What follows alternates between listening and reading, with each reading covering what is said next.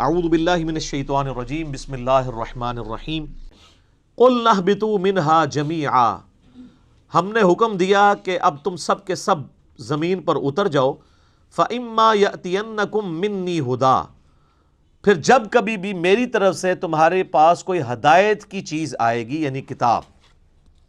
فَمَن تَبِعَ ہُدَايَا فَلَا خَوْفٌ عَلَيْهِمْ وَلَا هُمْ يَحْزَنُونَ، تو جو کوئی اس کتاب کی پیروی کرے گا تو وہ قیامت والے دن نہ اسے کوئی خوف ہوگا نہ اسے کوئی غم ہوگا. اب یہ دیکھ لیں، یہ کہتے ہیں کتابوں کی بات کرتا ہے، تو قرآن کیا کہہ رہا ہے کہ جب ہمارے ابا جی کو اور ہماری اماں کو اتارا گیا جنت سے تو انہیں یہی نصیحت کی گئی تھی، اور اللہ تعالیٰ ہمارا پوری انسانیت کو جو ان سے پیدا ہونے والی تھی، ہم نے ایک ہی دفعہ نصیحت کی کہ اب تو زمین پہ اتر جاؤ، جب کبھی بھی کوئی ہدایت کی کتاب آئے گی تم نے اس کی پیروی کرنی ہے. ٹھیک ہے، مرنے سے پہلے اے مسلمان کر لے اس پہ غور، کتابوں کا خدا اور ہے، بابوں کا خدا اور. یہ وہی کتابی والی بات ہے جو میں نے دوسرے انداز میں بھی کہا ہوا ہے، نہ میں وابی نہ میں بابی، میں ہوں مسلم علمی کتابی. تو یہ علم اور کتاب ہی تو ذکر ہو رہی ہے. پہلی نصیحت انسانیت کو یہ ہو رہی ہے کہ اب جا رہے ہو نا زمین پہ تو بس میری کتابوں کا انتظار کرنا ہے. تو جو کوئی کتابوں کی پیروی کرے گا اس کو نہ کوئی خوف ہوگا نہ کوئی غم. والذین کفروا وکذبوا بآیاتنا، اور جو لوگ ہماری آیات کا کفر کر دیں گے اور اس کو جھٹلا دیں گے، اولئک اصحاب النار، ایسے لوگ ہوں گے پھر جہنمی، ہم فیہا خالدون، وہ رہیں گے ہمیشہ ہمیش اس میں. تو جہنمیوں کی نشانی کیا ہے؟ جو اللہ کی کتاب سے بھاگے. جو کتابی نہیں ہے نا وہ جہنمی ہے. تو علمی کتابی ہونا چاہیے بندے کو، اور جو علم اور کتاب کو کہتا ہے سائیڈ میں رکھو اور سٹوریاں اور کہانیاں اور فرسودہ خیالات ان کو لے کے چلتا ہے تو اس کے لیے پھر اللہ تعالیٰ نے دوزخ بنائی ہے. اچھا، یہ جو آیات ہے نا سورۃ البقرہ کی آیت نمبر 38، اس میں اللہ تعالیٰ نے ریویلڈ نالج کا ذکر کر دیا ہے، وحی کے علم کا، کتاب اور سنت بھی اس میں شامل ہے، کیونکہ سورۃ الاحقاف میں آگے 26ویں پارے کے پہلے صفحے پہ یہ آیت ہے، ایتونی بکتاب من قبل ھذا او اثارۃ من علم ان کنتم صادقین.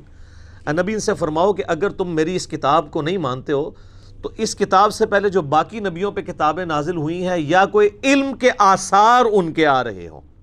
تو علم کے آثار کو اللہ نے کتاب سے الگ ذکر کیا. علم کے آثار کیا؟ سنت. تو تم سچے ہو تو پھر اس سے بات کرو. ایتونی بکتاب من قبل ھذا او اثارۃ من علم، کتاب اور علم دونوں آ گیا، علمی کتابی. ٹھیک ہو گیا؟ تو یہ ہے ریویلڈ نالج جو اللہ تعالیٰ اپنے پیغمبروں کے ذریعے دیتا ہے. پیغمبر اللہ اور مخلوق کے درمیان وسیلہ ہیں. اگر کوئی شخص پیغمبروں کے وسیلے کے بغیر کوئی عقیدہ اختیار کرے گا تو وہ عقیدہ خواہ کتنا ہی اچھا کیوں نہ ہو اللہ کے حضور قابل قبول نہیں.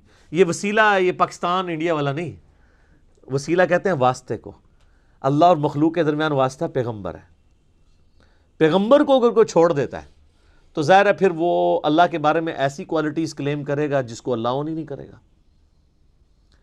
پیغمبروں کو اللہ تعالیٰ رول ماڈل اس لیے بناتا ہے کہ انسان اپنی محبت میں کوئی اللہ کے ساتھ ایسے عقیدے وابستہ نہ کر دے کہ وہ اپنے ذوم میں تو وہ محبت میں کر رہا ہو اور اللہ تعالیٰ کو وہ چیزیں ناپسند ہوں. اب جن لوگوں نے یہ کلیم کیا کہ اس مخلوق میں اللہ تعالیٰ حلول کر جاتا ہے یا یہ مخلوق بھی خالق ہی نے مخلوق کا روپ دھار لیا ہے، تو یہ اللہ کی نفرت میں نہیں انہوں نے کیا، اللہ کی محبت میں کیا. انہوں نے کہا لا موجود الا اللہ، ہم اللہ کے سوا کسی وجود کو ماننے کے لیے تیار نہیں ہیں. پھر وہ اس میں اتنا غلو کر گئے کہ انہوں نے کہا یہ جو آپ کو مخلوق بھی نظر آ رہی ہے نا یہ بھی اللہ ہی نے مخلوق کا روپ دھار لیا، نعوذ باللہ. تو یہ عقیدہ جو ہے وہ اللہ کی محبت میں ہی آیا نا کہ ہم اللہ کے سوا کسی کو ایسے پرسنالٹی ماننے کے لیے تیار ہی نہیں ہے. لیکن کیا یہ پیغمبروں کا عقیدہ تھا؟ نہیں. پیغمبر کے عقیدے کے بغیر، پیغمبر کی بتائی ہوئی تعلیمات کے بغیر آپ کچھ سے کچھ کر لیں گے. اس لیے پیغمبروں کو رول ماڈل بنایا جاتا ہے. لَقَدْ كَانَ لَكُمْ فِي رَسُولِ اللَّهِ أُسْوَةٌ حَسَنَةٌ، بے شک نبی علیہ السلام کی زندگی میں تمہارے لیے بہترین نمونہ ہے. ورنہ انسان نے تو اپنی عقل سے تو آپ دیکھیں اتنی مت ماری گئی کہ ہاتھوں کے تراشے ہوئے بتوں کے آگے بھی لوگ جھکے. ویسے یہ عقل نہیں مانتی. اگر ہمارا پڑوسی ملک انڈیا نہ ہوتا اور وہاں پہ 90 کروڑ ہندو نہ ہوتے تو ہمارا دل کبھی نہ ٹھکتا کہ یار پڑھا لکھا بندہ بھی اپنے ہاتھوں کے بنائے بتوں کے آگے جھک سکتا ہے. تو جائیں سر, دنیا میں سب سے زیادہ پی ایچ ڈیز امریکہ کے بعد انڈیا میں ہے, اور وہ پی ایچ ڈی بھی بتوں کے آگے جھکے ہوتے ہیں. یہ تو اللہ بھلا کرے عامر خان کا کہ اس نے پی کے فلم بنا کے ان کا جنازہ نکالا ہے, لیکن پھر بھی لوگ فالو تو کر رہے ہیں, چل رہے ہیں اس چیز کے پیچھے. تو یہ آپ کے سامنے ثبوت ہے کہ اس ماڈرن دور میں بھی پڑھے لکھے لوگ ہونے کے باوجود اپنے ہاتھوں کے تراشے ہوئے بتوں کو پوجتے ہیں. اچھا, وہ بت جب پرانے ہو جاتے ہیں نا تو وہ بتوں کو ٹرالیوں کے اوپر لوڈ کر کے باقاعدہ پلوں پہ لے کے جاتے ہیں, اوپر سے نیچے پھینکتے ہیں دریاؤں کے اندر, ٹھیک ہے, اور وہ کچھ ادھر ہی ٹوٹ رہے ہوتے ہیں, کچھ نیچے دھڑل سے گرتے ہیں. پھر بھی ان کو عقل نہیں آتی ہے کہ یار جو آپ کا معبود جس نے آپ جو بنایا ہوا ہے وہ پرانا ہو گیا, آپ اس کو پھر نیا گھڑ رہے ہیں. تو اب پھر انہوں نے خیر اس کے لیے اور پلی لیے. ویسے کتابیں تو ہندوؤں کی سپورٹ نہیں کرتی ہیں. As far as books are concerned دنیا میں کوئی بھی مذہب ایسا نہیں ہے جس کی کتابیں شرک کی طرف مائل ہوں. ہندوؤں کی بھی جو کتابیں ہیں نا, ویدیں جو ان کی مین جو کتابیں ہیں یا اپنیشدس ہیں, آپ ان کو بھی پڑھیں تو اس میں بھی ون گاڈ کا کنسیپٹ ملے گا. اور وہ یہ کہیں گے ہم یہ جو اسٹیچو بناتے ہیں نا یہ صرف دھیان کے لیے بناتے ہیں, بھگوان تو ایک ہی ہے. اور ان سے پوچھیں یہ کہتے ہیں نہیں یہ بھگوان نہیں ہے, ہم ایک دھیان کے لیے اس کا اسٹیچو بناتے ہیں. یہ بھی غلط ہے, لیکن ان کی ویدوں میں یہ بات لکھی ہوئی ہے کہ اس خدا کا نہ کوئی اسٹیچو بنایا جا سکتا ہے, نہ کوئی بت بنایا جا سکتا ہے, نہ کوئی تصویر بنائی جا سکتی ہے. تو کتابوں تو وہ بھی نہیں چل رہے ہیں. اور ہمارے مسلمان پھر بڑا فخریہ بتا رہے ہوتے ہیں کہ جی دیکھیں جی ہندو تو اپنی کتابوں میں نہیں چل رہے تھے, تسی چل رہے ہو, تسی بھی تو کام چوک کے رکھے ہے. آپ دیکھ لیں مزارات کے اوپر جو کچھ ہو رہا ہے, تو آپ نے بھی تو یعنی وہی عقیدے کسی نہ کسی فارم میں بگاڑ کے اور ہستیوں کے ساتھ منسوب کیے ہوئے ہیں. اور پھر ہندوؤں کو بھی موقع ملتا ہے, وہ بھی پھر جملے کستے ہیں اور ایسی ایسی باتیں کرتے ہیں, پھر ہمیں بری لگتی ہیں. تو اپنے اوپر بھی توجہ دینے کی ضرورت ہے. تو یہ ریویلڈ نالج یہ بنیاد ہے اللہ تک پہنچنے کی. جنید بغدادی کا ایک قول ہے, قول تو آپ کسی کا بھی نقل کر سکتے ہیں, اچھی بات تو صحیح بخاری میں حدیث ہے, شیطان نے انسانی شکل میں آ کے آیت الکرسی کا وظیفہ دیا تھا تو نبی علیہ السلام فرمایا ہے وہ شیطان تھا, بات ٹھیک کی ہے اس نے. تو کسی بھی انسان کی کوئی بات اچھی ہو وہ کوٹ کرنی چاہیے. تو جنید بغدادی کا ایک قول بڑا مشہور ہے. ایک تو وحدت الوجود کے خلاف ان کا قول ہے کہ قدیم کو حادث سے الگ کرنے کا نام توحید ہے. پورے کے پورے وحدت الوجود کو انہوں نے پیسیفک اوشن میں پھینک دیا یہ بات کہہ کے کہ توحید ہے ہی ہے کہ قدیم کو حادث سے الگ کرنا ہے. قدیم یعنی جو ہمیشہ سے ہے اللہ, حادث جو ہم ہیں, حادثہ لفظ اردو میں بھی استعمال ہوتا ہے, مخلوق حادث ہے ہمیشہ سے نہیں ہے اور ختم ہو جائے گی, اور اللہ قدیم ہے ہمیشہ سے ہے ہمیشہ رہے گا. تو کہتے ہیں قدیم اور حادث کو الگ کرنے کا نام توحید ہے. تو وحدت الوجود تو ختم ہو گیا, وحدت الوجود تو کہتا ہے کہ جی قدیم اور حادث ایک ہی ہے. اور دوسرا جنید بغدادی کا ایک قول بہت زبردست ہے, وہ فرماتے ہیں کہ حواس کی تکمیل عقل سے ہوتی ہے.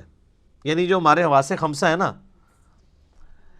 ان کے اوپر جو سمجھ لیں سپرویژن کر رہی ہے چیز وہ ہماری عقل ہے. اگر یہ عقل نہ ہو تو یہ حواس خمسہ ہمارے کام ہی نہ کریں. آپ دیکھ لیں کئی پاگل لوگ ہیں, مطلب وہ کس طرح عجیب و غریب حرکتیں کرتے ہیں چونکہ عقل نہیں کام کر رہی ہوتی. عقل کو استعمال اگر کوئی شخص کر لے تو وہ اپنے ان حواس کو کنٹرول کر سکتا ہے. تو ان حواس کی تکمیل عقل سے ہوتی ہے اور عقل کی تکمیل وحی سے ہوتی ہے, کیونکہ عقل تو صرف فزیکل فینامنا آف نیچر کے علم کے ساتھ ڈیل کرتا ہے, جو فزیکل ورلڈ ہے. The knowledge obtained through observations and experiments, science کا علم.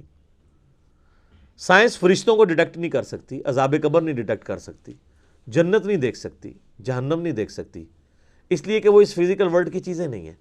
اللہ نے لمیٹیشن کر دی ہے. جس طرح ہمارے کانوں کی لمیٹیشن ہے, ایک خاص فریکوینسی سے اوپر بھی آواز ہم نہیں سن سکتے, اس سے نیچے بھی نہیں سن سکتے. ہمارے سونگنے کی حس جو ہے وہ بہت کم ہے, کتے کی بہت زیادہ ہے. اس لیے آپ کو کتے نظر آتے ہیں ایئرپورٹس کے اوپر اسمگلنگ والے لوگوں کو پکڑنے کے لیے، وہ ایسی چیزیں سونگھ لیتے ہیں جو ہم نہیں سونگھ سکتے۔ ہاتھیوں کی حساب دیکھ لیں، 40 کلومیٹر دور وہ زمین پہ پاؤں مار کے دوسرے ہاتھی کے ساتھ کمیونیکیشن کر لیتے ہیں۔ 40 کلومیٹر کوئی ولی نہیں کر سکتا، ہاتھی کر لیتے ہیں۔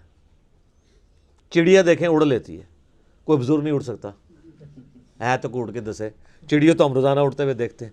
اور آپ دیکھیں کہ انسانوں کے بنائے ہوئے ڈرونز یا جہازوں کو اڑنے کے لیے، لینڈ کرنے کے لیے رن وے چاہیے، اور چڑیا کو آپ دیکھیں کوئی رن وے نہیں چاہیے، ادھر سے اس تار سے اڑے گی اور ڈائریکٹ دوسرے تار پہ اترے گی، کوئی اس کو بھاگنا نہیں پڑتا، کوئی اس کو پلین جگہ نہیں چاہیے۔ کتنی پروفیشن کے ساتھ مخلوقات اللہ نے بنائی ہیں۔ تو یہ فزیکل ورلڈ کے ساتھ جو علم تعلق رکھتا ہے، یہ سائنس کا علم ہے۔ سائنس کا علم بھی ڈیفینیٹ ہے، جو اسٹیبلش سائنس ہو، ہم اس کو مانتے ہیں۔ مثلا پیٹرول آگ کو بھڑکا دیتا ہے، پانی آگ کو ٹھنڈا کر دیتا ہے، سورج مشرق سے نکلتا ہے، مغرب میں غروب ہوتا ہے۔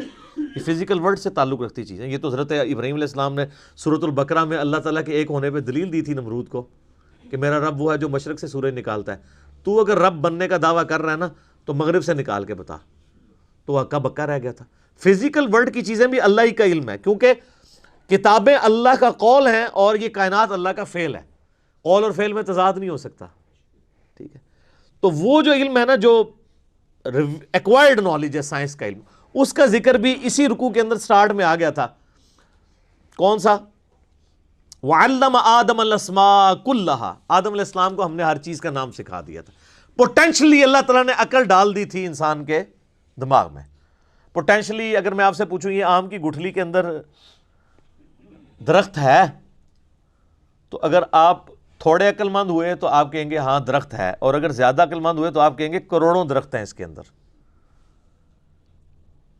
کیونکہ جب اسے بوئیں گے ہزاروں آم لگیں گے، ہر آم کے اندر ایک گٹھلی ہوگی، وہ ہر ہزار جو ہے 1000 اور درخت، تو یہ تو ایک چین ریئیکشن شروع ہو جاتا ہے۔ تو یہ گٹھلی جو آپ کو بظاہر نظر آ رہی ہے یا بیج نظر آ رہا ہے، آم کی گٹھلی اس کا بیج ہی ہوتی ہے، اس کے اندر پورا پوٹینشیل وہ ڈیٹا موجود ہے۔ انسانی عقل میں بھی اللہ نے وہ ڈیٹا ڈالا تھا، جو صدیوں کے ساتھ گزرنے کے ساتھ ساتھ آہستہ آہستہ، جس طرح آم کا درخت 8 سال میں ایک پورا پیڑ بنتا ہے نا، اسی ایک گٹھلی میں سے انسانی عقل بھی 10,000 سال کی اس تاریخ میں کرتے کرتے آپ دیکھیں کس عروج پہ پہنچ چکی ہے، کہ عقلیں دنگ ہیں کہ انسان نے کیا کر لیا۔ بلکہ آج سے 100 سال پہلے کا انسان اگر زندہ ہو جائے تو وہ تو پاگل ہو جائے، اور آج کے ہر بندے کوئی بزرگ ماننے کے لیے تیار ہو جائے، ٹھیک ہے؟ یہ دیکھیں نا، ہم نے CCTV کیمرہ لگائے ہوئے ہیں، کوئی بندہ نیچے بھی دور بھی ہو تو میں اس کے کپڑوں کا رنگ بھی بتا سکتا ہوں اور اس کا سارا کچھ بتا سکتا ہوں۔ تو یہ پرانے زمانے میں اگر کیمرے ہوں، کسی کو پتہ نہ ہو، تو میں یہ بھی بتا سکتا ہوں کہ 15 دن پہلے کتنے بجے یہاں سے کوئی گزرا تھا کیمرے سے، کہیں گے یہ بزرگ دیکھو کتنے پہنچے نے۔ تو یہ سارا فزیکل ورلڈ سے تعلق رکھتا ہے علم۔ اس علم نے بھی کتنی ترقی کر لی ہے۔ تو اس چوتھے رکوع کے اندر اللہ تعالیٰ نے 2 علوم کا ذکر کیا ہے۔ سٹارٹ میں ذکر کیا ہے علم الاسماء کا،